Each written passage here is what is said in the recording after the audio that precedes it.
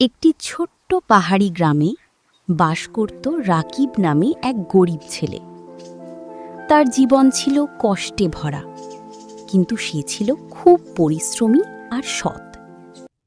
প্রতিদিন ভোরবেলা সে পাহাড়ে যেত, শুকনো গাছের ডাল কেটে কাঠ সংগ্রহ করত, আর সেই কাঠ বিক্রি করে চলত তার সংসার। একদিন পাহাড়ের গভীরে কাঠ কাটতে গিয়ে সে হঠাৎ একটি আহত কবুতর দেখতে পেল। হ্যাঁ, বেচারি কবুতরটা মনে হয় খুব আঘাত পেয়েছে। না, এটাকে এখানে রেখে যাওয়া যাবে না। আমি একে বাসায় নিয়ে যাচ্ছি, ওর চিকিৎসা দরকার। কিন্তু তারপর ঘটতে লাগল এক অদ্ভুত ঘটনা। প্রতিদিন সন্ধ্যায় বাড়ি ফিরে রাকিব দেখত ঘর পরিষ্কার আর গরম ভাত রান্না করা। সে ভাবতে লাগল, এগুলো কি করছে?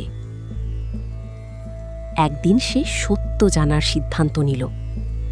ভান করল সে বাইরে যাচ্ছে, কিন্তু লুকিয়ে রইল। কিছুক্ষণ পর সে যা দেখল তা বিশ্বাস করার মতো নয়। আহত সেই কবুতরটি ধীরে ধীরে এক সুন্দরী মেয়েতে রূপ নিল। মেয়েটি ঘরে ঢুকে সব কাজ করতে লাগল, ঝাড়ু দেওয়া, রান্না করা। ঠিক তখনই রাকিব সামনে এসে দাঁড়াল।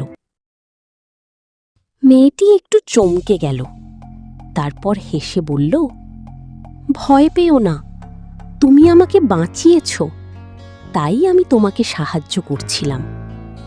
তোমার জন্য আমি একটি উপহার দিতে চাই।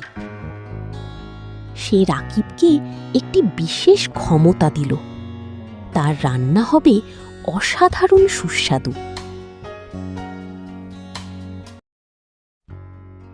এরপর মেয়েটি আবার কবুতরে রূপ নিল, একবার ফিরে তাকালো আর উড়ে গেল অজানা পথে। কিছুদিন পর রাকিব একটি ছোট্ট ভাতের হোটেল খুলল। তার রান্না এতই সুস্বাদু ছিল যে দূর দূরান্ত থেকে মানুষ আসতে লাগল।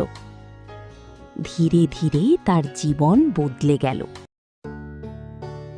আর মাঝে মাঝে আকাশে সাদা কবুতর দেখলে সে মুচকি হেসে বলতো, তুমি যেখানেই থাকো ভালো থেকো।